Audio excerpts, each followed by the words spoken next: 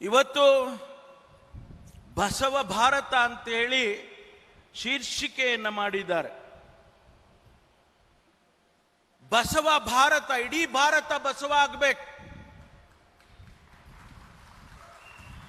The whole India should become Basava Bharata. The whole India should become Basava's philosophy. Basava advocated equality and fraternity. ಭ್ರಾತೃತ್ವವನ್ನ ಪ್ರತಿಪಾದನೆ ಮಾಡಿದ್ರು, ಸಮಾನತೆಯನ್ನ ಪ್ರತಿಪಾದನೆ ಮಾಡಿದ್ರು ಅಣ್ಣ ಬಸವಣ್ಣ. ಇವತ್ತು ನಮಗೆ ಆ ಭಾರತ ಬೇಕಾಗಿದೆ ಎನ್ನುವಂತ ಮಾತನ್ನ ಈ ಸಂದರ್ಭದಲ್ಲಿ ಹೇಳ್ತೇನೆ.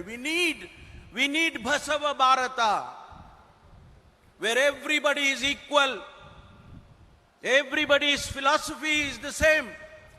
That is the India we want today. ಸ್ನೇಹಿತರೆ, ಆಧುನಿಕ ಬಸವಣ್ಣ ನಮ್ಮ ಸ್ವಾಮೀಜಿಯವರು